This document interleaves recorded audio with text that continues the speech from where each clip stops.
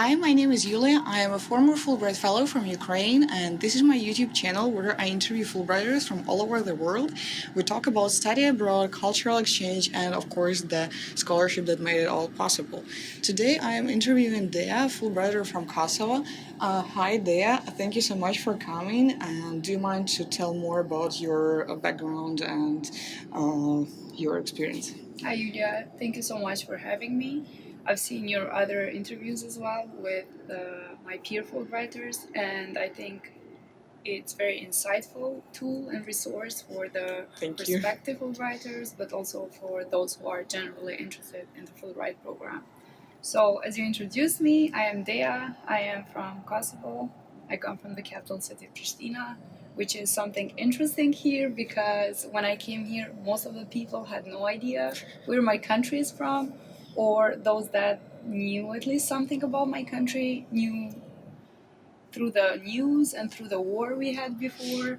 So it wasn't something that necessarily made me happy, but I understand and I perceive this program as a mission for me to be sort of an ambassador of my country and let others know more about it, which I think was very good and it's going well. Otherwise, I came here in the U.S. In August of 2017 through the program. I first went to pre-departure orientation, which was actually it wasn't pre-departure, it was the orientation program that Fulbright organizes for those who are about to start the program. So they took us to Miami, and it was an amazing experience. Like you went to Miami. Yeah, except the humidity part. While we went to Moscow, Ohio. Oh, okay. So they took us there, and it was a nice warm-up in the sense that we got to meet lots of Fulbrighters who were about to start the program. We were informed for lots of important details that it was important for us to know, and just simply they prepared us to start the program, and we received lots of tips on how to succeed on our program. So my major here is educational leadership, or specifically educational and global leadership, which is a program that intends to prepare students to lead nonprofit organization, to be involved in educational projects. So the idea is to not necessarily work directly with students, but to make an impact on the wider perspective of education. And did you have any work experience before you were coming here in that major? Yeah, like I worked before I came here. I was highly involved with a nonprofit organization. I worked for Save the Children International. I worked for another NGO which is led by youth, and it's called Prosperity Initiative in Kosovo. All of these had segments of education. However, I wasn't directly involved in that because my role was as a public relations officer. So basically, I kind of shifted with this degree, but the way I saw it, it was that I had good communication skills, and I was confident that I was able to communicate my ideas to others, and I truly saw the need, especially for my country, to improve the education system. And I was like, if I'm able to communicate something, I'm able to advocate for something. So that's why I kind of made this transition to this degree, which I think it was very important for me, and I've learned a lot. If you could describe in one word why you were selected by Fulbright Kosovo 2 years ago. That's interesting, saying things in one word. And that shouldn't be the word smart. Oh yeah, that would be such a cliche, you know. I want to say maybe tenacious. Okay. Because my background, my initial background of my undergrad studies was in business administration. So it was completely different. I was showing up not just for Fulbright, but also other interviews. I was showing up and they would be like, you started business, why you want to change to education? What's the relationship between these two? And I was like, there is a relationship.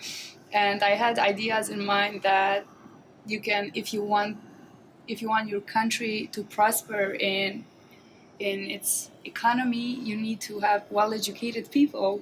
But how do you do that? You create tools for that. And I kind of had lots of ideas how I would go about it. And I was very persistent on presenting my ideas and showing my passion. So they were like, okay, she's tenacious, she's passionate, she's young, let's give her a shot. So I think that's how it worked. That's cool. And did they ask the same at the Fulbright interview? Excuse me? Did they ask the same at the Fulbright interview? Yes. Yeah, they asked me the same, and I kind of, because I feel like if you believe in something, it's easier to communicate it and to make others believe in it. Of course. So I just believed in those ideas, and maybe I did a good job in presenting them. Well, if you're here, you did.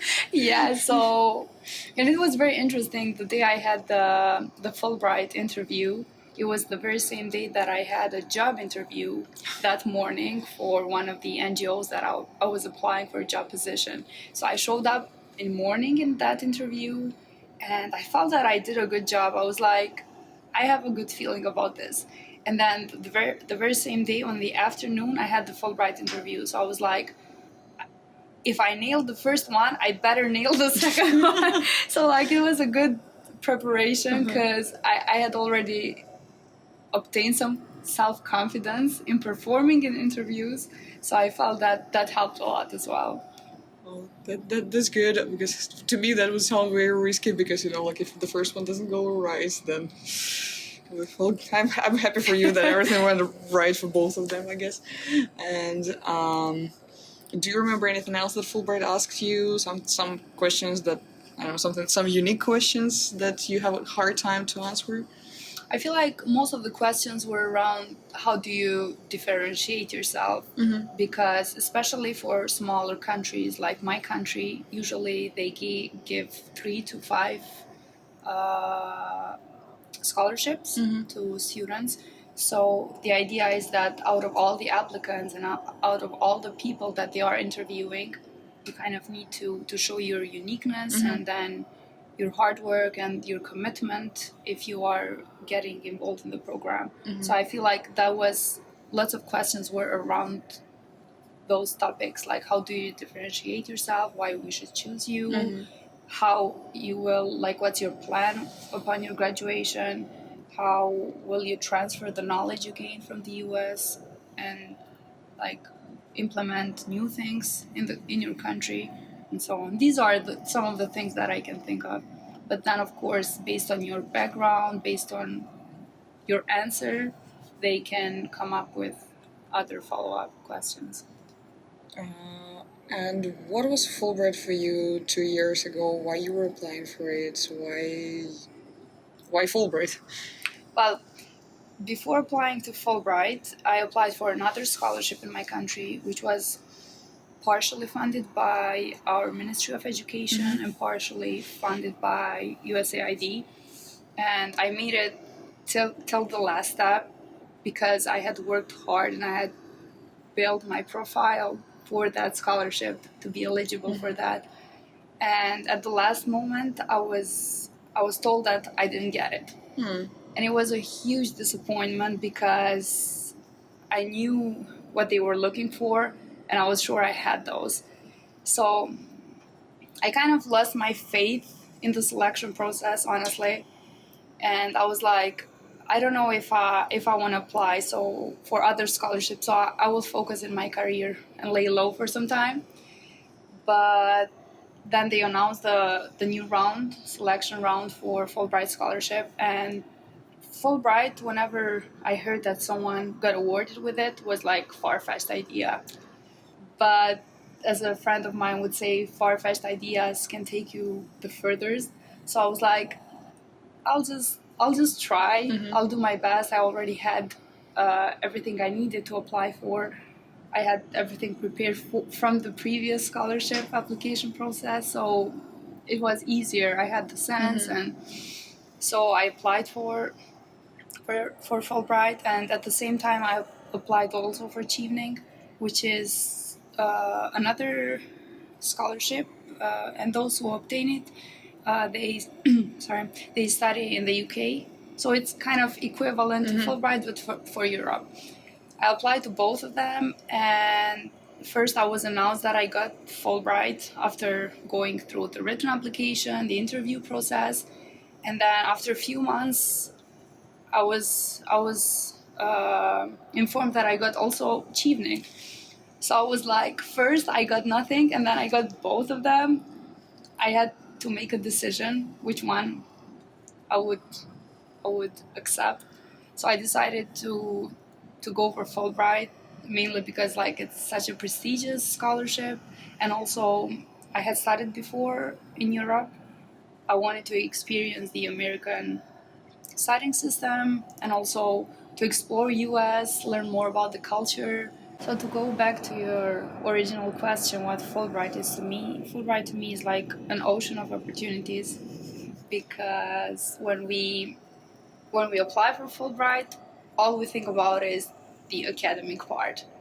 I want to go to this university, I want to do this, I want to do that, I want to learn, I want to improve my CV, I want to increase my likelihood of getting accepted in this place. So, like, we think so much in terms of our future, in terms of our career, and sometimes I feel like we forget the professional growth part, which is significant. I feel like I'm not the same person I was when I first came to the US, and I feel like I changed a lot, but from my perspective, I changed for better because of this experience. But then on the other hand, what Fulbright gives you is another opportunity to work with people from different cultures, to collaborate, to be a better team player, which will definitely translate better in your future career and ultimately lead to professional growth. So yeah. That was a very poetic way to say that it's an ocean of opportunities, but I think I can relate to that too. Yeah, it is. And do you know, how in your case the university selection process worked? Yeah, this is a question that I get a lot from people, especially in Kalamazoo, being a student of Western Michigan University. They are like, how did you find Kalamazoo? How did you find Western? I'm like, I didn't find it. It was Fulbright who found it for me. But anyhow, the way I understand it is that for different countries, it works differently. If they have greater budgets to invest on the students, they can take students to even more expensive schools if they want to, or in some countries students get to apply themselves in the new universities they want to study, and then Fulbright finds a way to finance those studies. But in the case of Kosovo and how Fulbright is arranged is that once you are selected for the scholarship, they look at your profile, they look at your GRE scores, TOEFL scores, and they try to find the best match for you in those universities that they think will fulfill your academic needs and what you are looking for. And then they check the budget and how much those universities are offering co-financing. So in this case, I had like 4 universities, and then Western was the most generous. So when Fulbright made me the final offer, they were like, you got the greatest amount of scholarship at Western. It is good for your profile, for what you need. So I went online and did my research for as much as I could, and then I decided to accept the offer. So that's how it worked for me, and that's how it more or less worked for my fellow Fulbrighters from Kosovo. But I'm saying it varies from country to another. Yeah, from what I heard, it does, but mostly I think it's at least in Ukraine it was similar, and in a few other countries it was similar. Did you have a list of universities that you suggested that you want to go, and did Fulbright even consider those? Yeah, so when you fill in the written application form, which is the very first step of the application process, there is a page that says you can list up to 3 universities that you are interested in, and then provide a rationale why you want to study in those schools. And then Fulbright will take them into consideration, but they don't promise that you list those, you will go in those schools. So what happened in my case, I listed 3 schools, and 3 of them were Ivy League schools, which means expensive schools. And I show up on the interview, and then they had my written application in front of them, and then they are like, Dea, do you understand that these schools are very expensive schools, and we don't have budget for these schools? I was like, okay, which was a bummer, but At least they were honest. yeah, they were honest for that. Yeah. Which helped me in terms of expectations as well. But my part was to believe that they will work on something that will match best my profile and my needs. So since I didn't have much of a say in this process, I was like, I will see what they offer, and then I will do my part in whether I decide to accept it or not. And what were your expectations when you were coming here? What do you mean by expectations? When you knew that you were coming to Western Michigan University, what were your expectations, academically wise, culturally wise? How you imagining, like, okay, like on August 31st, I will be in Kalamazoo, Michigan, and my life will be. And was it right? Were those expectations met, or like was everything exactly you imagined, or it turned out completely different experience? I think my case was a bit specific because when I signed up my Fulbright contract, I signed up for a year program because I wasn't the way the process was handled. I wasn't supposed to get in touch with the representatives of university. It was Fulbright, specifically IIE, who was handling this. So I was told that my program is a year-long program, and I expected to be super overwhelmed because I was like, if it's a year program, it means I will have to do lots of courses, and it's more condensed, more intensive. So I came here with that idea, and I was like, it's gonna be kind of short. I won't maybe get the chance to get the full taste of it, especially after having talked to other people who studied in the US for 2 years. They were like, it's better, it's longer, you get to experience more. Anyhow, I arrived here on the actual orientation from Western, and our Fulbright advisor here is like, you sure that your program is a year? I have never heard anyone completing it within a year because it's a 2-year program. I freaked out. I was like, I signed a contract for a year. I was told it's a year program. And so much drama over the week, sending emails to my embassy, sending emails to Fulbright representatives. My academic advisor was like, we sat down, went through the courses. He was like, any way that I try to stretch, to condense it, to make it work, it's mission impossible. Yeah. And then after sending emails back and forth, they were like, yeah, it's our bad. I don't know what was the miscommunication or what happened. So you can do that in 1.5 years. That was the compromise that we made, which was still more intense than it should be.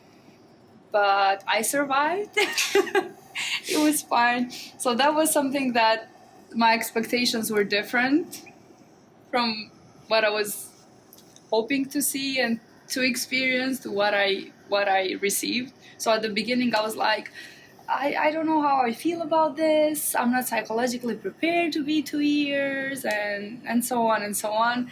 But then when I got the extension and I made friends, I created my community over here, and I was like, I'm actually happy that this happened. So sometimes, even if reality is different from the expectations, if it works for better, then bring it on. Yeah, right. I remember your story, and that, yeah, your expectations and reality were very far apart, I guess. I was wondering if I was just being naive, or what was going on, but after having talked to so many people, it was like, it happens, the organization that handles for Fulbright is overwhelmed with students, so sometimes yeah. things like this can Unfortunately, happen. sometimes Fulbright and I do mess up some papers. That happens in different cases. Yeah. But well, and now after you survived this program, congratulations on your graduation recently. Thank you so much. And what would be like one thing, feature, tradition that you would like to take from the United States and implement it in Kosovo? There are so many things that like I learned here, and it's interesting because if I talk about professional part, about my field of education, there are so many things that maybe are not necessarily being implemented here, but we know that those things are ideal and would be awesome to be implemented in your own country to improve education. But one of the most important thing professionally that I learned was that you really, like one of my professors would say it all the time, that those who are closer to the problem usually have the best solutions. So that's something that kind of got stuck with me, and I want to do that when I work back in my country and I'm trying to make an impact in the education. I know that I want to listen those that are closer to the problems, like teachers and administrators and those that work directly with students and get their input. So basically, to shift the ideology from a top-down approach to a bottom-up approach. I see. And what else would you like to take home, and what else you learned here that impressed you the most and you would like to carry it in your life? I feel like people here are super practical. That's something that I love about US. Okay. Like I remember even, it may sound weird, but even the way people are dressed up, I feel like in Europe sometimes we just complicate things. And everything needs to be like very, very presentable, even though it doesn't mean that necessarily is comfortable. So that's something that I learned in the US, that it's important to be comfortable, especially after living in Michigan, where the temperatures are usually low, it's cold. So I feel like this experience made me a more practical person, leaning towards the feeling comfortable in any kind of sense. So that's something I want to carry on in my life. And also I found something really beautiful here, people's hospitality, which in the Balkans we have it. That's what we are characterized for, hospitality. But I found something which really surprised me. I met lots of local people that would open their homes for international students. Like this Thanksgiving, let's say, we have a friend from the community here. She invited all of us for dinner at her house. So that goes beyond what people sometimes do at home, because it shows how people can be very selfless. So that's something that also, I think it's a value that is worth sharing with others and trying to cultivate it for other people.